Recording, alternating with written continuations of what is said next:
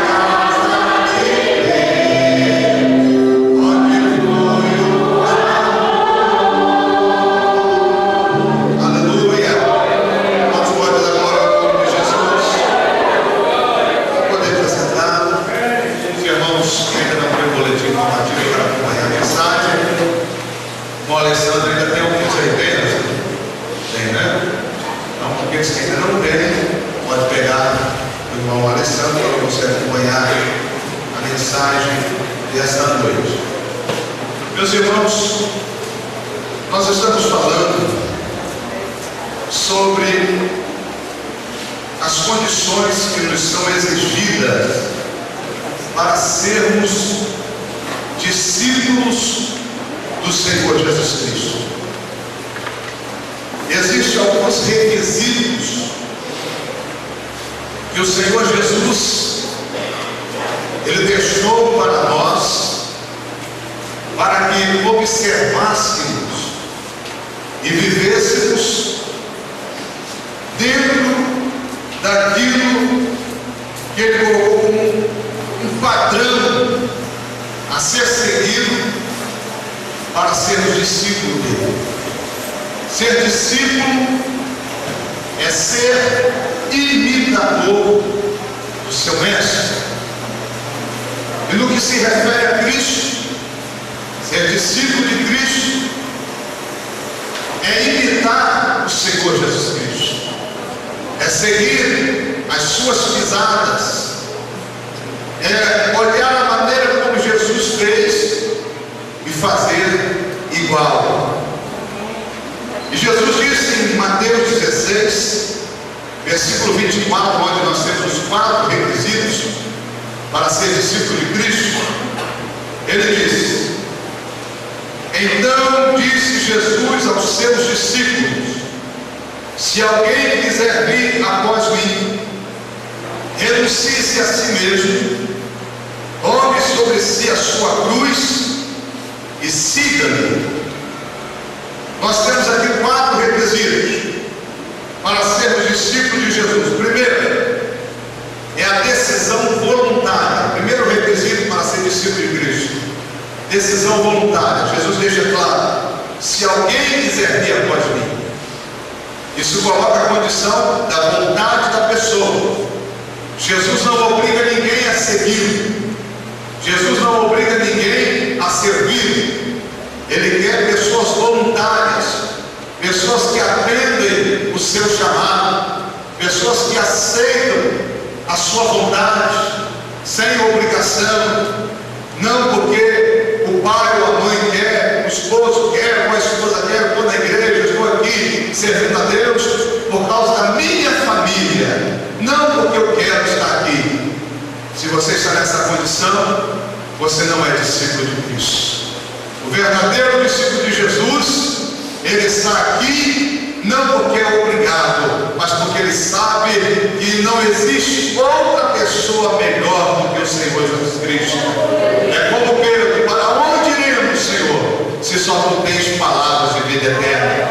Ele reconhece que Jesus é a melhor pessoa para a vida dele. Ele reconhece que Jesus é a melhor maneira para ele ter uma vida abençoada, e sem ele não pode viver. Então, a primeira condição é a decisão voluntária. Segunda condição é a determinação para renunciar. Jesus diz primeiro: se alguém quiser vir após mim. Agora ele apresenta a segunda condição: renuncie-se a si mesmo. Costumo dizer que a parte da renúncia é a parte mais dolorosa da caminhada do crente, porque a renúncia, ela vem de encontro à nossa própria vontade, e negar a nossa própria vontade, o nosso próprio desejo, o nosso próprio querer, não é fácil, queridos. Chegar ao ponto de abandonar tudo por causa de Jesus, não é fácil. Uma prova disso é o conselho de qualidade de Marcos 10, quando ele chegou perto de Jesus e perguntou ao Senhor: o que eu devo fazer para alcançar a vida eterna? Jesus falou com ele: olha, você observa o mandamento, você conhece o mandamento, quais são eles? Jesus relatou quais eram os mandamentos, e ele disse para Jesus: olha, Senhor, tudo isso eu tenho observado desde a minha mocidade, eu tenho vivido de acordo com esse mandamento. Aí Jesus falou para ele: olha, te falta uma coisa. O que é, Senhor? Vende tudo que você tem, reparte para os pobres e siga-me. Quando Jesus falou isso com ele, ele abaixou a cabeça, se entristeceu, virou as costas e foi embora e não seguiu Jesus. Quando chegou a parte da renúncia, Ele quis abandonar o Senhor.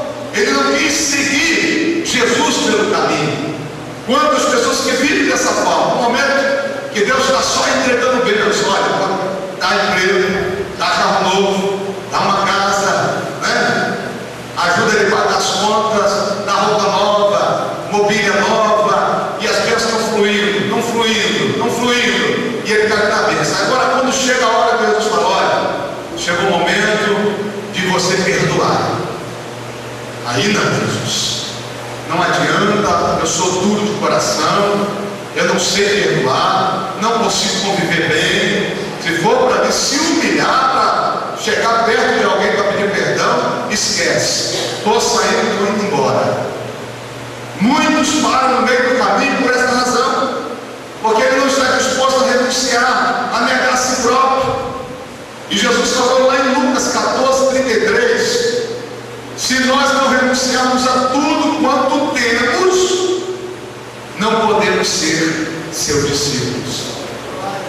Não tem que renunciar a tudo. Temos que colocar todas as coisas em segundo plano e Jesus como prioridade em nossas vidas. Aleluia! Então a segunda condição para ser discípulo de Cristo é a determinação para renunciar. Renunciar a todas as coisas, amar todas as coisas menos do que o Senhor Jesus Cristo. Muitos confundem aquela palavra que Jesus diz, olha, está lá em Lucas capítulo 14, versículo 27, quando Jesus falou, aquele que não aborreceu o pai, a mãe, o esposo, a esposa, filhos e filhas, por amor de mim, não pode ser meu discípulo. As pessoas confundem o sentido original dessa palavra, achando que o aborrecer ali é fazer raiva na família, ou é deixar de amar a família. Jesus não está dizendo isso. A expressão aborrecer, no original, significa amar menos. Você vai continuar amando a sua esposa, o seu esposo, seus filhos, os seus pais, da mesma maneira, mas só que Jesus, você tem que amar mais do que todos eles. Para ser discípulo de Cristo é dessa forma. Teve uma pessoa que chegou perto de mim e falou, pastor, eu estou saindo da igreja porque a minha esposa não quer ser crente. E se ela não for crente, eu não vou ser mais a igreja, eu não vou servir mais a Jesus. Eu falei com ele, seu compromisso é com Jesus ou é com a sua esposa? A salvação é individual. Ah, mas se eu ficar na igreja, vai ser difícil para mim viver com ela. Não tem dificuldade nenhuma. Você não é obrigado a fazer ela servir a Deus pela força, porque não é por força nem por violência. A salvação é individual. Se a sua esposa não quer, você quer, e vai continuar amando ela da mesma forma. Porque quando você veio para a igreja, ela não conhecia Cristo e não servia Cristo. Então, independentemente da esposa ou do esposo ser crente, se você tomou uma decisão para Jesus, você vai continuar com Jesus, você vai continuar nele, vivendo para ele, servindo a ele todos os dias da tua vida e dando um bom testemunho dentro da tua casa, a fim de que suas famílias, seus parentes vejam em você uma verdadeira transformação e através do seu testemunho eles possam chegar ao Senhor Jesus Cristo. Amém? Eu preciso desviar porque o filho não é crente, porque a esposa não é crente, ou que o esposo não é crente. Importante que você tomou a decisão, você sabe o que você quer. Ainda hoje uma irmã me procurou e falou, olha pastor, cheguei mesmo a dizer para o meu esposo, se for para escolher entre ele e Jesus, eu fico com Jesus, não largo meu Jesus por nada. E é assim que deve ser a atitude do crente, lavado e remido no sangue do Cordeiro. Aleluia. Então a primeira condição, decisão voluntária. Segunda decisão, disposição para renunciar, determinação para renunciar. E a terceira condição que Jesus deixou para nós é a consciência. Tome cada dia a sua cruz. E eu vou só dar uma pincelada em relação à cruz aqui, que existem muitas pessoas que confundem o que é a cruz que você deve levar. Já me deparei com diversas pessoas que chegam perto de mim e dizem, olha pastor, eu estou com uma cruz tão pesada, a minha esposa é uma cruz que eu tenho que levar. Não, sua esposa não é a cruz que você tem que carregar. Ah, meu Deus do céu, meu esposo é uma cruz pesada demais, pastor. Não, seu esposo não é a cruz que você tem que levar. Meu filho é uma cruz terrível. Ô menino insuportável. Que cruz pesada. Também não. Vamos analisar bem aqui o que é a cruz de Cristo. Qual é a cruz que nós temos que levar? Primeiro, sua esposa ou seu esposo é o companheiro que o Senhor Jesus deu para você. E você escolheu. Se você casou, foi porque você escolheu ele. Foi você que escolheu ela. Você não foi obrigado. Depois que selou a comunhão, a união, foi confirmado lá nos céus e abençoado pelo Senhor Jesus Cristo. Então a tua esposa é a tua adjutora, auxiliadora, companheira. O teu esposo é o teu ajudador, é o teu companheiro. E vocês agora são ambos uma só carne. Então quando você diz que seu esposo não presta, você está dizendo que você também não presta, porque vocês são uma só carne. Quando você diz que a tua esposa não vale nada, você também está dizendo que você não vale nada, porque elas ambos uma só carne. A Bíblia diz que nós, a partir da união conjugal, se tornamos uma só carne. Se você falou da sua esposa, você está falando de si próprio. Se você falou do seu esposo, você está falando de si mesmo. Então ninguém é cruz. Somos bênção na vida uns dos outros, abençoados por Deus Todo-Poderoso. Se o seu esposo está tendo problema, a sua esposa está tendo problema, o que você vai fazer? Você vai orar. Você vai buscar a presença do Senhor e vai dobrar os seus joelhos e dizer: Senhor, eu já te agradeço pela transformação que o Senhor está fazendo no meu lar, pela mudança que o Senhor está fazendo na minha família. Obrigado, meu Deus, pela vida do meu esposo. Obrigado pela vida da minha esposa. Abençoa ele, não amaldiçoa não. Profetiza as bênçãos de Deus na vida dela, porque lá em Provérbios 18, versículo 23 está escrito que o poder da vida e da morte está onde? Na língua. O poder da vida e da morte está na língua. Se você abençoar, tem comunhão com Deus, está abençoado, aleluia. Profetiza as bênçãos dentro do teu lar, dentro da tua casa. O filho é cruz, irmão? É prova? Não. Salmo 127, versículo 3. Os filhos são o quê? Herança de Deus. É herança do Senhor. Então não é maldição, não é prova, não é cruz, é bênção de Deus na nossa vida, é alegria dentro do nosso lar, é alegria dentro da nossa casa. Mas o meu filho, pastor, ele está desviado, está lá no mundo, ele deixou de ser bênção? Não, é bênção para você ainda, é herança de Deus.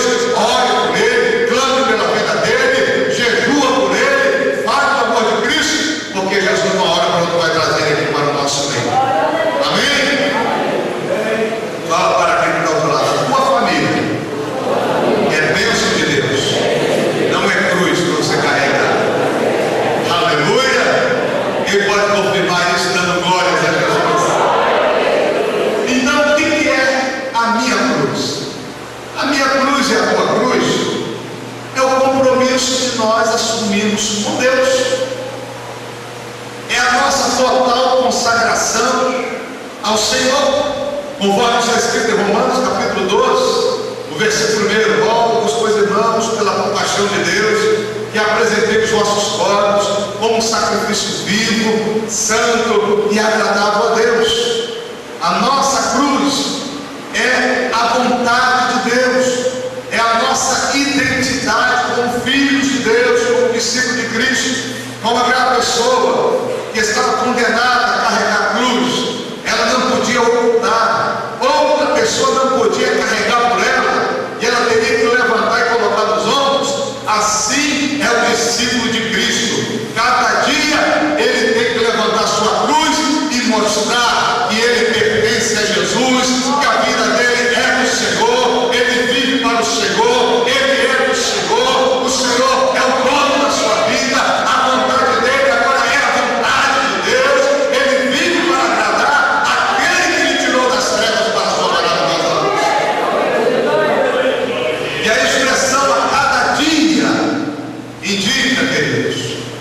que cada dia nós temos que renovar a nossa comunhão com Deus. Isso quer dizer que as experiências que você teve ontem, a renúncia que você teve ontem, não vai servir para hoje. Você tem que renunciar hoje de novo. Amém? Aquela experiência que você teve no culto de domingo, pastor, no culto foi uma maravilha. Deus manifestou a sua glória, culto alegre, as pessoas sentiram a presença de Deus. Aí você sai daqui, nossa, que culto gostoso, que culto maravilhoso, como Jesus operou. Aquela glória que foi manifestada no domingo, ela vai servir para hoje? Serve para a única coisa, para te estimular a buscar mais a presença de Deus e saber que hoje Jesus tem mais do que ontem, saber que hoje Jesus tem coisas que não revelou para você ontem, saber que hoje a glória ainda pode ser maior na sua vida, saber que hoje você ainda pode ser mais cheio do Espírito Santo de Deus. Só aqueles que acreditam nisso, dão glória bem forte para Jesus. Aleluia. Então tomar a cruz é assumir o nosso compromisso com Deus, é entregar a nossa vida inteiramente para Deus. E nós temos agora a quarta condição para sermos discípulos de Cristo, que é a disposição para o trabalho. Siga-me. Disposição para seguir a Cristo, para trabalhar com Ele, para andar com Ele, para viver juntinho dele. Aí você me pergunta, como então, pastor Eliel, eu posso seguir a Cristo?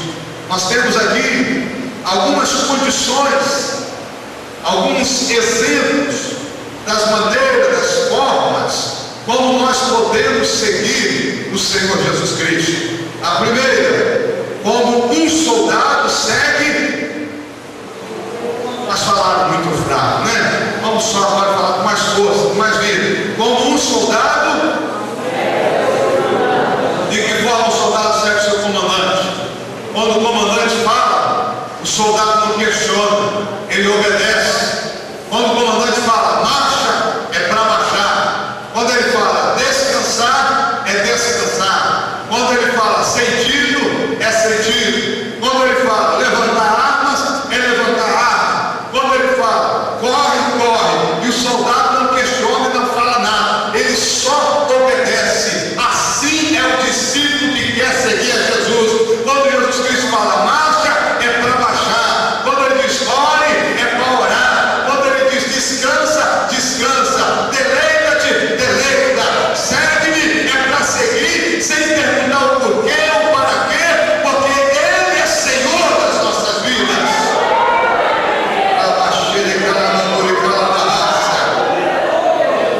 Então nós temos um comandante, e o nosso comandante é quem, irmãos? É o Senhor Jesus. Ele manda, ele não pede, ele manda e não manda recado, ele dá ordens para os seus discípulos. E nós entendemos que temos que submeter à vontade de Deus, à vontade do nosso comandante, porque ele sabe o que é melhor para nós, ele entende o que é melhor para as nossas vidas. Romanos 12, versículo 2 diz que a vontade de Deus ela é boa, é agradável e é perfeita. Aleluia! Boa, agradável e perfeita. E a vontade de Deus não é a nossa vontade. Isaías diz no capítulo 55 que os nossos pensamentos não são os pensamentos de Deus. E é por isso que nós temos que abraçar toda a vontade do Senhor, agradar a Ele em todos os sentidos. Cada um de nós sabemos o que agrada a Deus, não sabemos? Só vamos desagradá-lo se quisermos, só se não quiser renunciar. Se você quiser agradar a Deus, você vai conseguir, porque você não está sozinho. Nós não estamos sozinhos. Nós temos o Espírito Santo que nos ajuda, que intercede por nós com gemidos inexprimíveis, que nos leva ao trono da graça de Deus e nos ajuda nas nossas fraquezas, nas nossas fragilidades. Quem sente o Espírito Santo te ajudando, levante a tua mão da glória no nome de Jesus. Você não está sozinho. O Espírito Santo está para te ajudar, para você fazer a vontade do teu comandante. Aleluia. Como devemos seguir a Cristo? Como um soldado segue o seu comandante, como obedece e segue o seu Senhor. O escravo, ele não tem direito sobre a sua própria vida. Ele tinha que fazer todas as vontades do seu Senhor. E a expressão servo no original significa escravo. Quando Maria diz: eis aqui a serva do Senhor, cumpra-se segundo a tua palavra, ela diz: eis aqui a escrava do Senhor. Ela se submeteu inteiramente à vontade de Deus, mesmo sabendo que poderia sobrevir contra ela ao aceitar ser mãe do nosso Salvador, porque ela poderia levar o nome de prostituta, poderia ser tratada como foi, indiferente pela sociedade, quando descobriram que ela estava grávida, mas ela se submeteu à vontade do Criador. Eis aqui a sua escrava. O Senhor é meu dono, eu sou teu, eu sou tua, eu te pertenço. E assim deve ser a atitude daquele que está disposto a seguir o Senhor. A partir do momento que eu me entrego a Cristo, o Senhor Jesus, ele passa a ser o meu dono. Eu não tenho mais direito sobre a minha vida. Nós somos, como o apóstolo Paulo falou, agora eu vivo, não eu, mas Cristo vive em mim. Aleluia. Ele declarou que o que ele estava vivendo, a vida que ele estava vivendo, era Cristo habitando nele, vivendo nele, agindo nele e por intermédio dele. O eu dele, Paulo falou, eu mortifiquei lá na cruz de Cristo. A minha vontade eu preguei lá na cruz com Cristo e abracei a vontade do Senhor para a minha vida.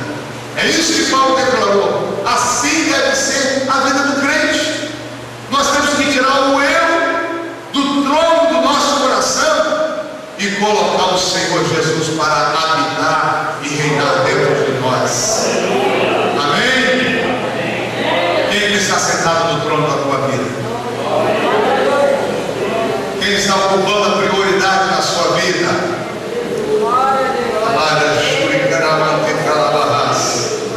Oh glória!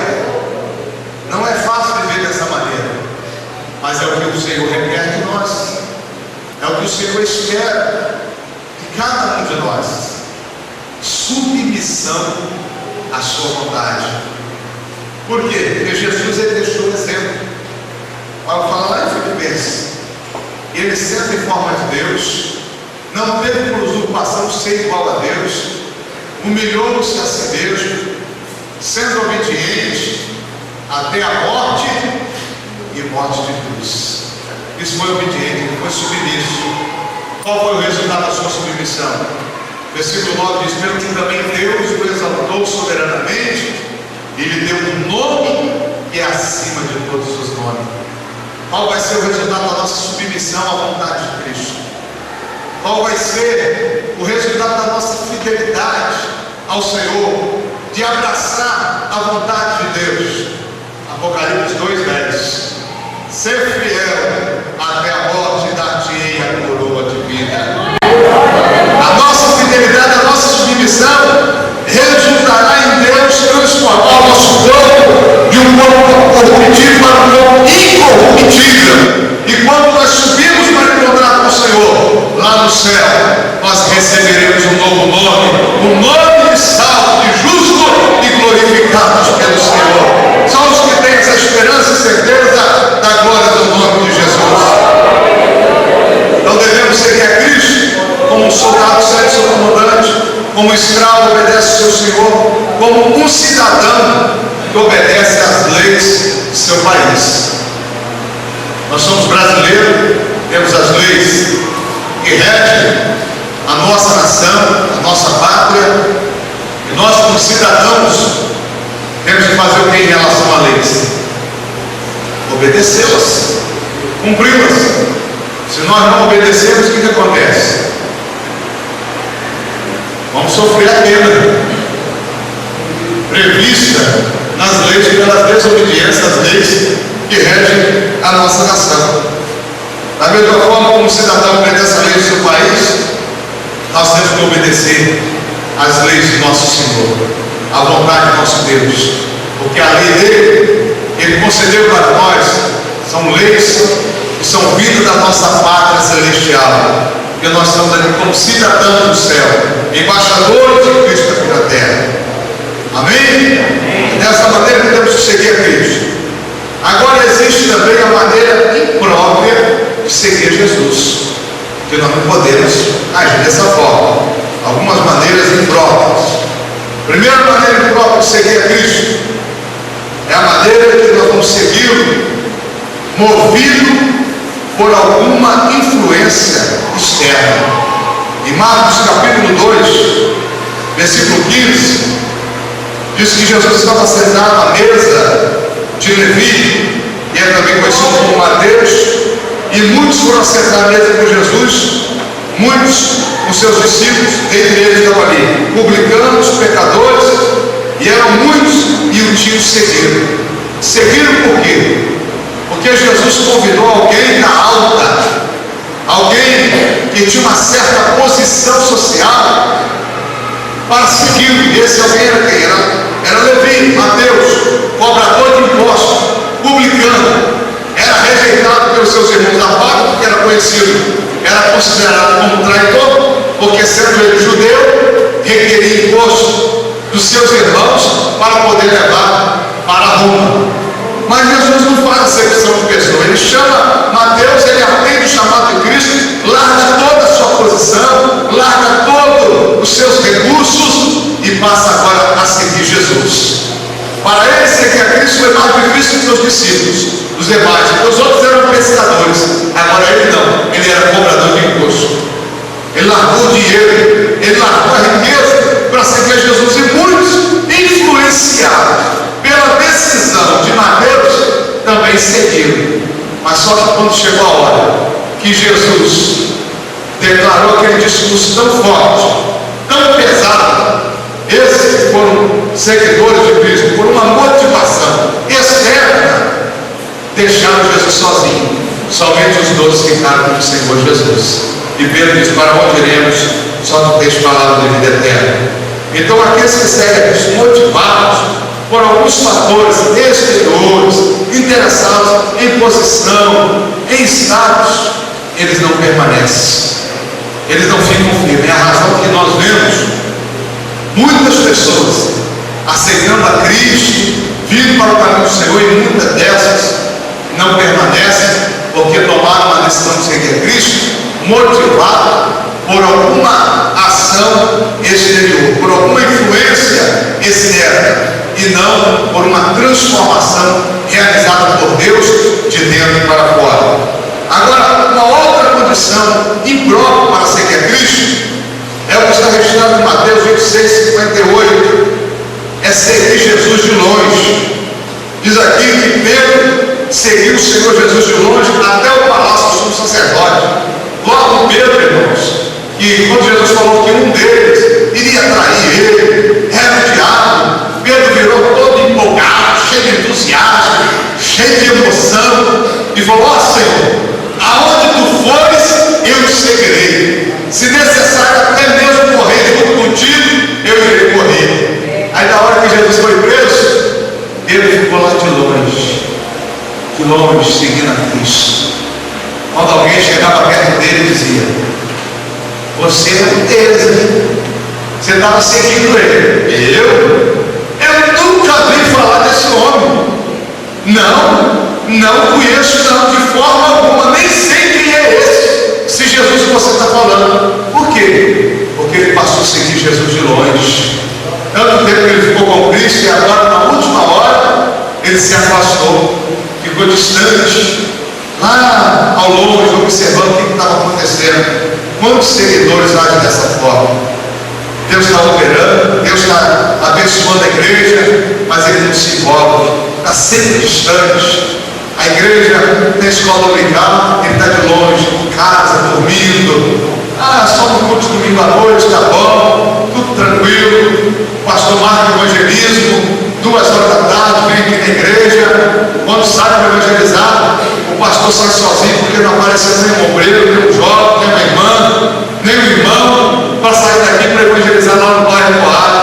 São seguidores de longe, porque só quer bênção, só quer ver Jesus operar de longe, mas não quer se aproximar, não quer está pertinho. De longe, irmão, nós não recebemos nada. De longe, nós não temos condição de honrar o Senhor. Se quisermos seguir a Cristo, nós temos que abraçar o sofrimento, as humilhações, temos que pagar o preço e calcular o preço necessário que é feito para seguir o Senhor Deus Todo-Poderoso. Jesus não quer seguidores de longe. Ele quer pessoas que estejam próximas, juntinhos com Ele. Em tudo Ele está envolvido. É na oração, é no estudo de ensino, é nos trabalhos dos lares, é nas caravanas, nos batismos, no discipulado. Ele está envolvido na obra de Deus. Quantas pessoas que não se envolvem, fica só seguindo de longe, só ouvindo de longe. Ele não se coloca à disposição. Meu irmão, cada um de nós temos condições de fazer a obra de Deus. Cada um de nós temos talentos que Deus colocou nas nossas mãos. Um tem 5, outro tem 1, outro tem 10. Mas o certo é que cada um, Deus colocou a responsabilidade nas mãos dele para fazer essa obra. E ele não quer ninguém de longe. Quando ele vê alguém longe, distante, ele faz como fez com o da mão mirrada. Ei, saia daí do cantinho, vem aqui para o meio. Jesus está convidando você para o meio, para ficar juntinho para o meio. Quantos estão ouvindo o convite de Jesus? Então venha para o meio, venha para a presença dele. Aleluia.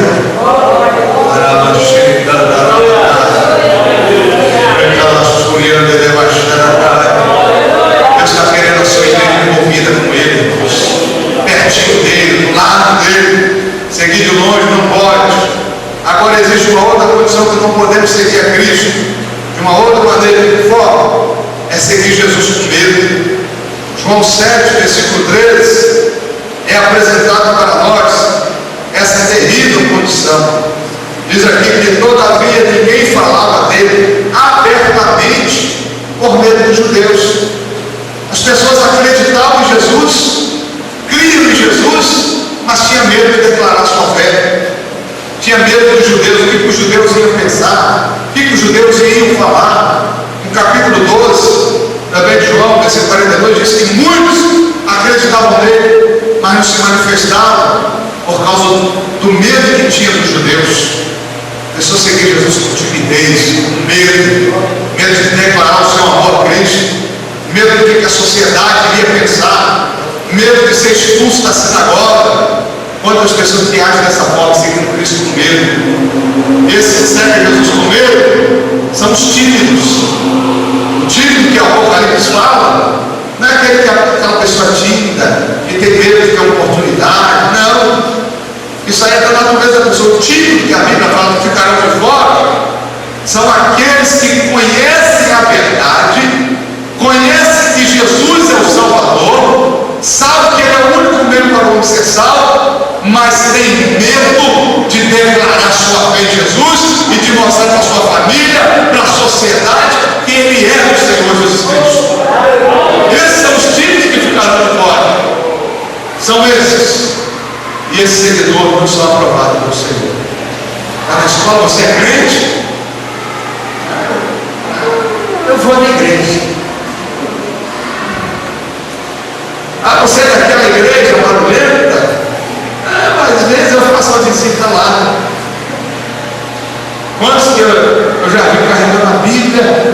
Quando ele vê algum colega assim que não é crente, ele pergunta, esconde esse cara lá para ninguém ver. Fica com vergonha de cumprimentar a paz do Senhor, a pessoa vê se é cristão, é servo de Deus, porque está no meio de ímpio. Aí você chega, a paz do Senhor, irmão. Tudo bem? Tudo bem? O medo de mostrar que é crente, mas não temos que ter medo não, irmão. O mundo que tem que ter vergonha da vida que eles vivem. Nós estamos por cima e eles estão embaixo. A Bíblia diz que nós estamos assentados nos lugares celestiais em Cristo Jesus. Aonde estivermos, temos que levantar a cruz e mostrar que nós pertencemos ao Senhor Jesus de Nazaré.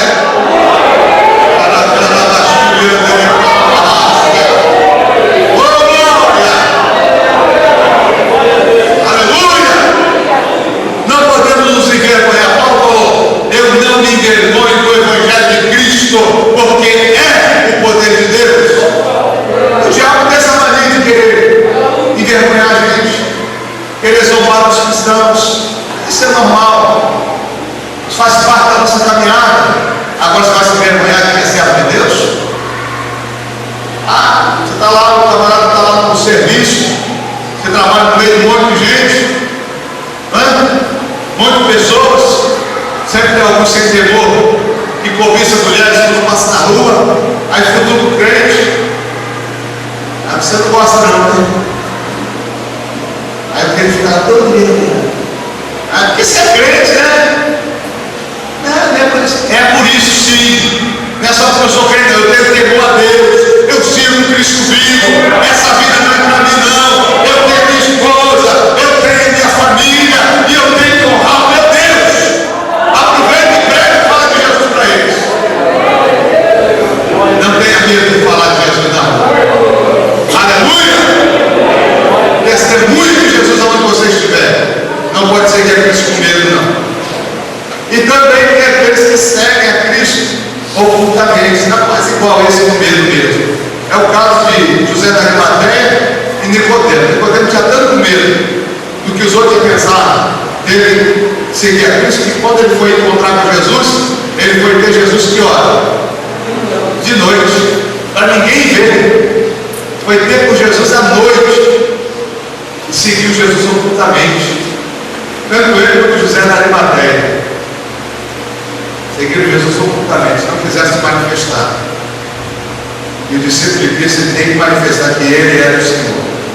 Agora existe aqui um outro detalhe: nós não podemos seguir a Cristo por conveniências pessoais, como está em Atos, capítulo 8, versículo 18 até o versículo 20, que refere-se a conveniências pessoais. Quando Pedro estava lá em Samaria, orando pelas pessoas, impondo as mãos, quando ele impunha as mãos, as pessoas recebiam o Espírito Santo, eram batizados pelo Espírito Santo, era aquela glória tremenda. Aí Simão, que era um enganador daquela cidade, ele ficou encantado com aquilo ali e falou: Pedro, você quer receber quanto para me dar esse poder, para que eu possa também com as mais pessoas receberem o Espírito Santo? Pedro falou: o teu dinheiro, meu filho, seja para a tua perdição, pois cuidaste do dom de Deus se alcança por dinheiro. Seu dinheiro foi para a tua perdição. Ele queria seguir a Cristo para poder fazer sucesso, conveniência pessoal. Ele queria mostrar que tinha poder, ele queria mostrar que também tinha as mãos, que as pessoas recebiam o batismo do Espírito Santo, recebiam autoridade, recebiam graça.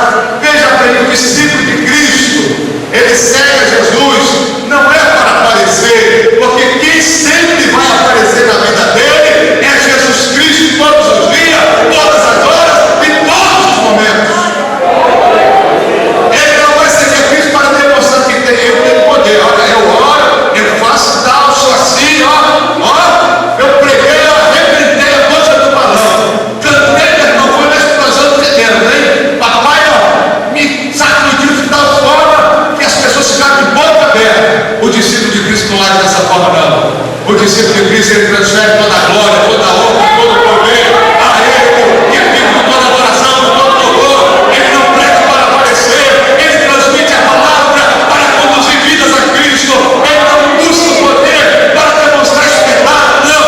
Ele busca Deus para conduzir vidas para o reino do seu amor. Aleluia!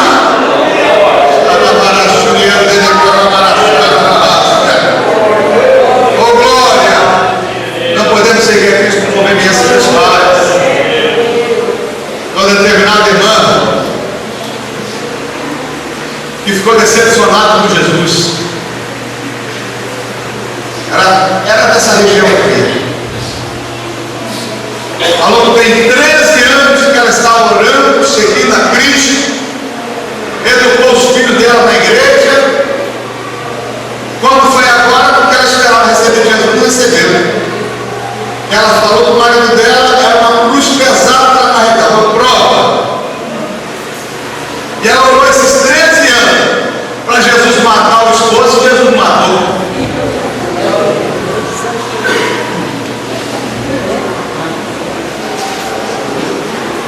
Está vendo aí, irmãos?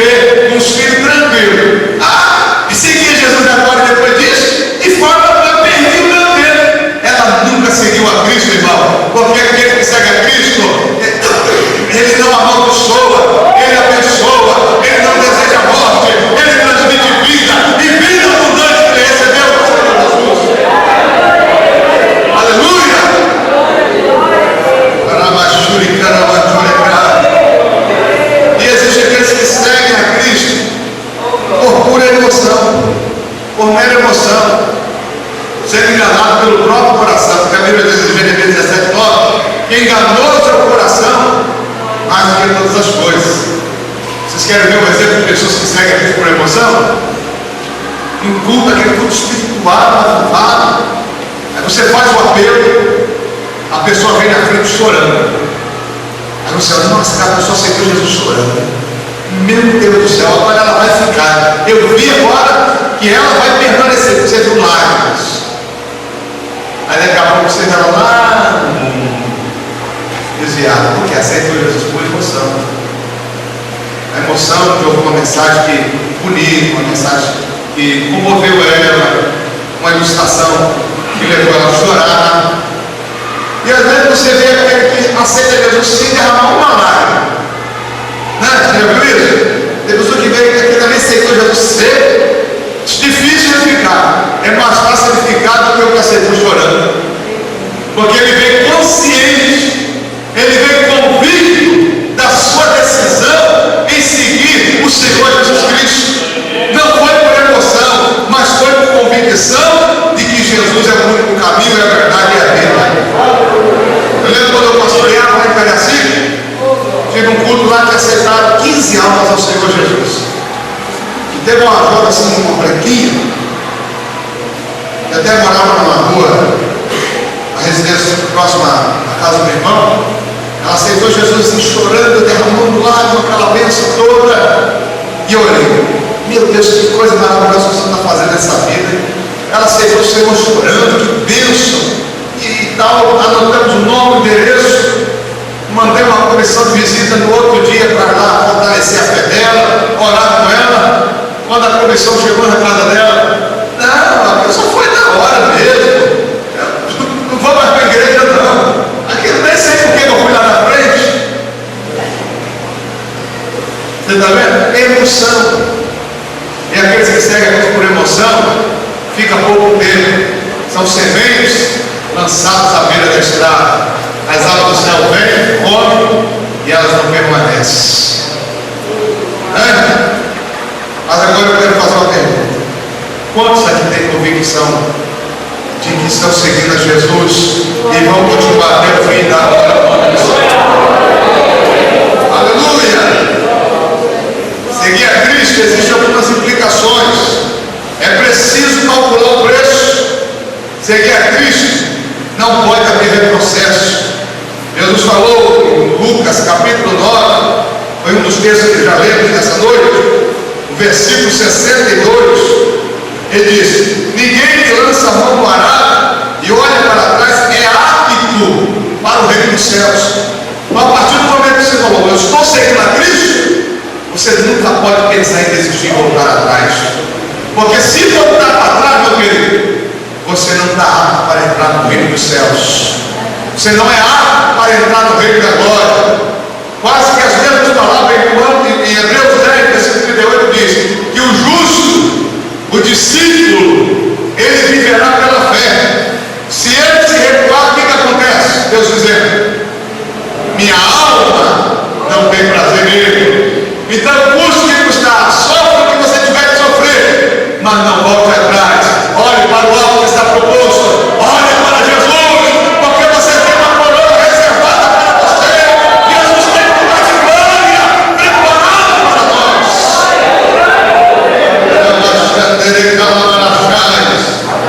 Agora, nós estamos falando do sofrimento. Eu vou concluir a mensagem agora aqui, falando dos benefícios que nós temos em seguir a Cristo. Tem benefício ou não tem, irmãos? Tem bênção ou não tem para seguir Jesus? Tem ou não tem? Quem está recebendo bênção por seguir a Cristo? Vamos ver que a primeira bênção por seguir Jesus.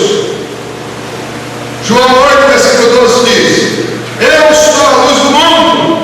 Quem me segue mas terá a luz da vida. Então quem segue a Cristo, ele está na luz, ele saiu das trevas, ele tem a luz da vida, ele tem a glória.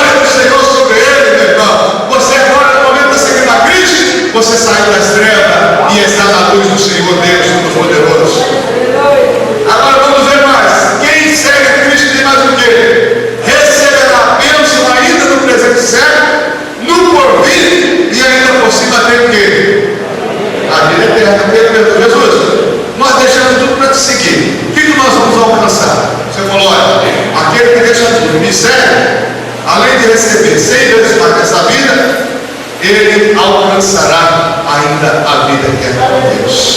Você está sendo abençoado. Amém? Você é uma abençoada. Você é uma abençoada. Você é bênção nas mãos de Deus, meu irmão. Você está com a marca do Cordeiro da tua vida. Pela voz do Supremo Pastor. João 10, versículo 4. Jesus disse: quando tira para fora suas ovelhas, vai diante delas, e as ovelhas o seguem, porque conhecem a sua voz. Então você que está seguindo aqui, alimentado pelo teu Senhor, quem segue a Cristo tem a honra de ser conhecido por Ele. Versículo 27, João 10: as minhas ovelhas ouvem a minha voz, eu conheço-as e elas me seguem. Que maravilha! Você está seguindo a Cristo, Jesus te conhece. Conhece você melhor do que você próprio. Ele sabe do seu íntimo, ele sabe do seu coração. Sabe uma coisa? Jesus sabe o seu nome completo, sabe o endereço da sua casa, sabe o bairro onde você mora, sabe o número da tua casa. Ele conhece você, não é de agora não. A Bíblia diz: antes que eu te formasse no ventre da tua mãe, eu te conheci, eu te escolhi, eu te nomeei, eu te dei como profeta, mas filho em Cristo, Senhor.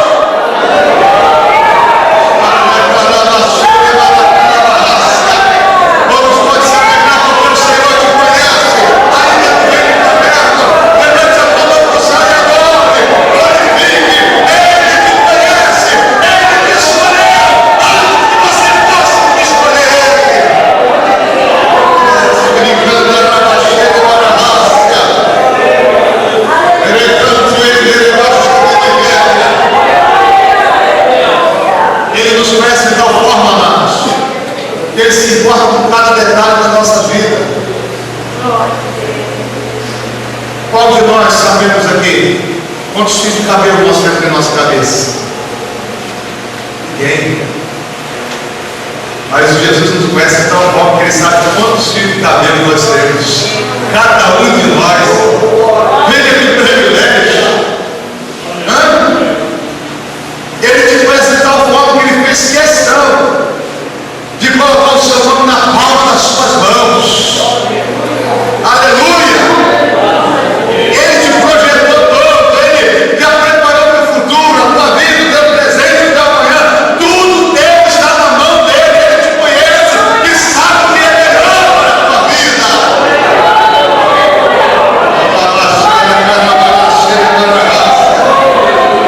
É por isso que eu não largo Jesus, irmão. É por isso que eu fico com Ele.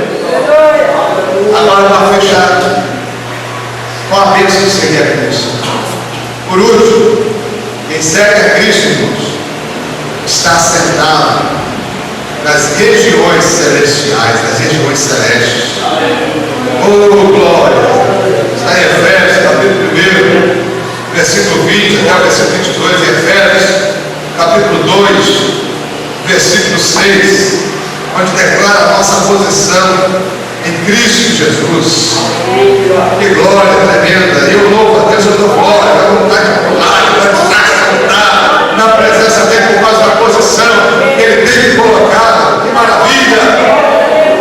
Que ele manifestou em Cristo, ressuscitando dos mortos, pondo à sua direita dos céus, acima de todo principado, poder, potestade, domínio e de todo nome que se nomeia, não só neste século, mas também no vindouro, e sujeitou todas as coisas a seus pés, e sobre todas as coisas ele constituiu como cabeça da igreja.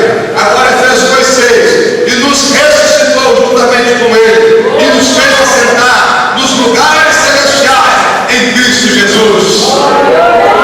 Quem segue a Cristo está em cima e não embaixo.